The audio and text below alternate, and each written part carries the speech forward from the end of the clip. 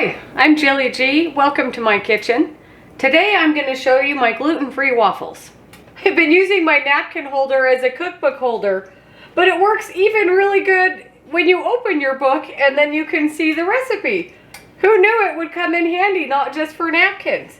In case you didn't catch my last video, my cookbook is here and I'll put the link below if you didn't know that it's ready, and you can go order your copy. But my waffle recipe is in here, and that is what we're making today, which I already said. Waffles are so fast and easy to make. They're a little time consuming, you just have to wait for them to cook.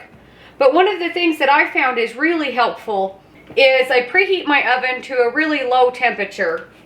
Or you could go as high as you want, whatever you want to do to keep them warm. And then I just have a cookie sheet with a cooling rack.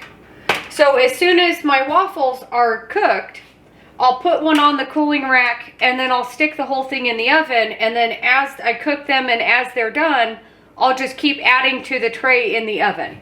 And that way you don't have to have everybody eat in stages while you're waiting for the waffles to cook.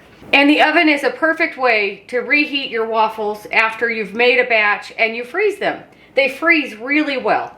Before we get to the recipe, I just want to say thank you so much for everybody that has already ordered my cookbook. But I mentioned in my last video about my cookbook that it's available in 2 versions, but it's actually available in 3. It's a Kindle version, paperback, and a hardcover.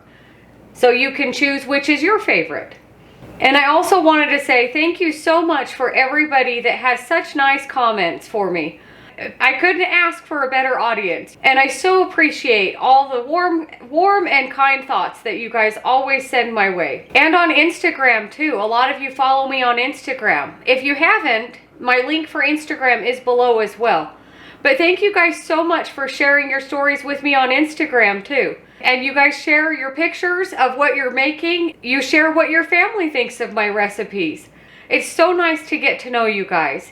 Even if we exchange just little comments here and there, just know it's so appreciated, and you guys are so nice. And thank you so much for watching my videos. I've also had some comments that you guys are encouraging that I will reach up to 50,000 or 100,000 subscribers and get a YouTube plaque. Wouldn't that be something? I'm not quite there yet. I have a long way to go for that. But it's encouraging and exciting. I wonder if I could reach that high of an audience. Who knows? If you are interested in seeing how high my subscriber level will go, share with everybody. Share with your friends and your family. Share on your social media. Wouldn't that be something to reach so many people? And as I've mentioned before, in my cookbook, you don't have to be gluten-free to enjoy my recipes. And most of them are so easily converted to dairy-free as well. And also, once you guys that have ordered my cookbook, once you receive it, leave a review. Let me know what you think about it. Of course, not just in my comments, but leave a review on Amazon. It will get my book a little bit more noticed. So feel free to leave a comment there too. But thank you guys so much. None of this would be possible at all without all of you watching my videos. Even if you never comment on my videos, just know I appreciate that you're still watching. Thank you guys so much. And as always, thank you so much to my patrons. You guys are big supporters of my channel, and I cannot say thank you enough to all of you too. So now, let's get to the recipe. Waffles.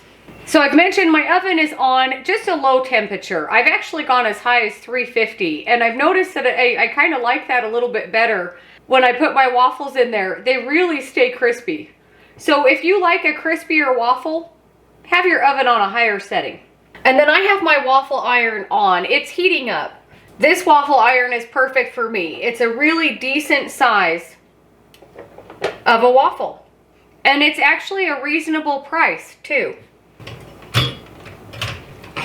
I'm just going to use one of my beaters to mix my dry ingredients. So as you can see, really not very many ingredients at all.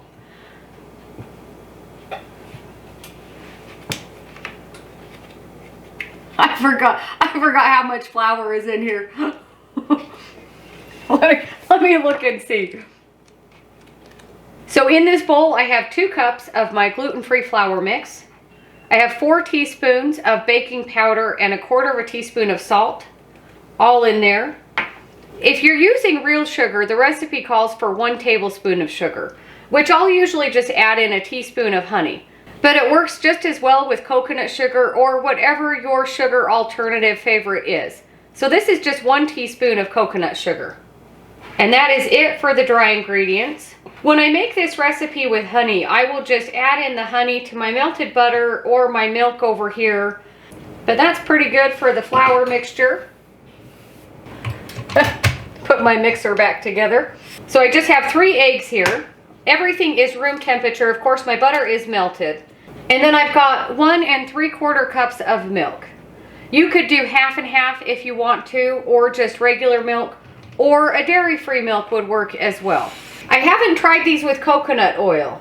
If you've ever made waffles with coconut oil, let me know. And maybe I'll try that next time and then I can let you know too. So I'm gonna beat my 3 eggs until they're light and fluffy. You could do this with just a whisk, but a hand mixer makes it really fast. Once your eggs are light and fluffy like that, they'll get a little paler in color. Pour in your milk. Today, I'm not going to add any vanilla in, but you could if you wanted to at this point. And with my mixer on low, I'm going to start pouring in my butter. And it really doesn't take much at all. Now for my dry ingredients, all in one. And I usually give it a little bit of a mix just so flour doesn't go flying everywhere. And on low speed, give this a really good mix. And even though it looks a little bit chunky, that is just fine. I'm gonna stir the rest in with my spatula. It's okay if you have little lumps of flour, but you don't want really big pockets of flour.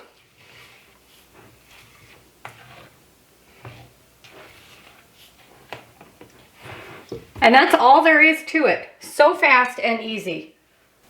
Clean things up a little bit. You could do this with buttermilk if you wanted to. And I have a really big spoon. It's actually kind of a measuring cup spoon, but it works really good for this batter. And then I have some bacon grease and butter mixed together here. My waffle iron is non-stick, but I like to just make sure that my waffles don't stick. And it is nice and hot. I don't know if you could see that steam. And then I just put a little bit of grease on here. Bring over my batter.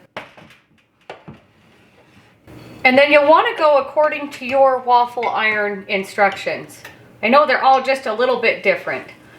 On mine, I usually just put a big dollop in the middle. And then we'll just see how long this first one takes. Waffles can be like pancakes. Sometimes the first one isn't the best, but they still taste good even if they don't look good.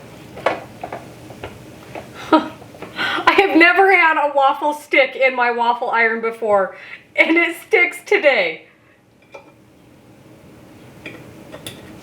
Take a fork and get your poor waffle. Oh my goodness. Remember how I said the first one is usually not very pretty? I'm telling you. I have made waffles so many times in this waffle iron, and there's been a couple of times that I've forgotten to grease it, and they never ever stick. And of course, because you guys are watching, my first one sticks. Let's try this again.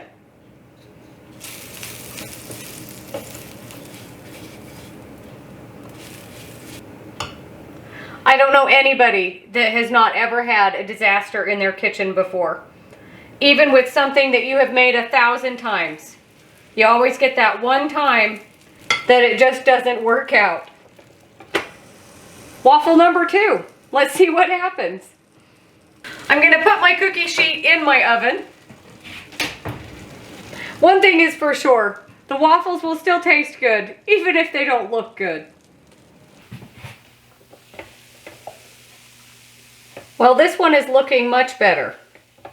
It didn't stick, but it's not quite done yet. Depending on your waffle iron, sometimes I flip mine over.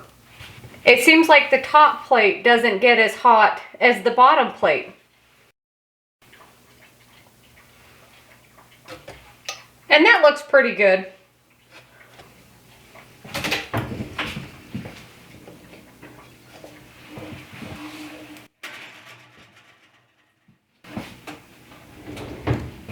I don't know about you guys, but I always just use my fingers. I have a lot of tongs, but I always just use my fingers to pick things up. So don't burn yourself.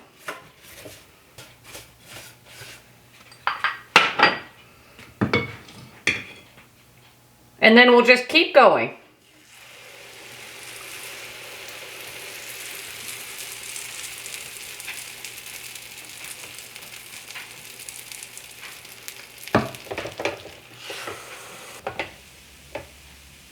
Getting better and better, each one.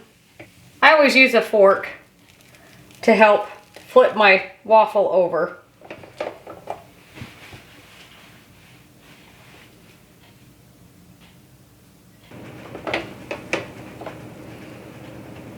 Very carefully put this in the oven.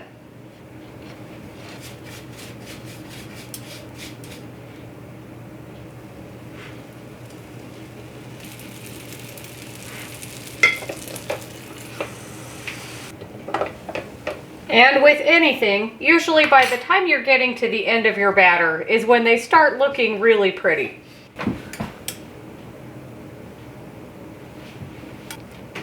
And I don't know if this is enough for a nice size waffle, but this is the end of my batter, so we'll see. Might be a really big waffle. I'm gonna spread it out a little bit more. There we go. And I don't know about your waffle iron, but mine has a little light that will let you know when they're done, and it's not accurate at all. Even though it says they're ready, they're not ready. And I think the tricky thing is, do you pour your batter in the middle and let it spread out, or do you pour your batter around the edges and let it spread into the middle? I've tried both ways, and they both seem to work about the same. But I also really like to put them in the oven while I'm cooking the rest of them. It really helps them to stay crispy. Oh, and here I thought this one would be, that's going to be a really big fluffy waffle. That will be the one that I will eat.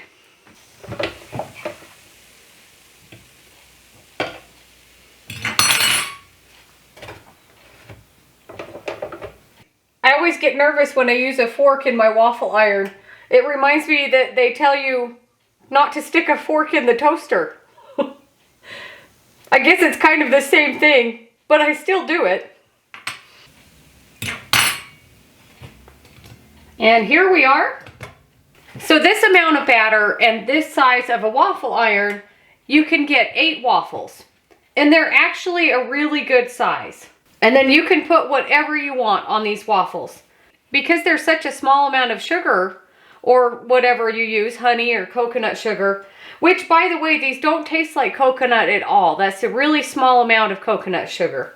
But you could use whatever you want. And one of the things I love about waffles is you can make them savory or sweet. One of my favorite things I used to make is you get a waffle and you get a couple of fried eggs over easy, put those on your waffle, and then put another waffle and make a waffle sandwich. Drizzle syrup on top, even with the eggs. Man, that's a really good breakfast sandwich. You should try that. But I just have some maple syrup here. You could put extra butter on if you want. You could put whipped cream. Waffles are really good with fried chicken. So good with fried chicken. Actually, if you saw my last video, if you ever have any extra pastry cream, this is really good on waffles. Why not? But waffles are so good. They can really go any direction that you want. You could put them with fresh fruit, just a sprinkling of powdered sugar if that's what you like. You could put nuts in the batter. It's so versatile. You could make pumpkin waffles. Man, those are good too.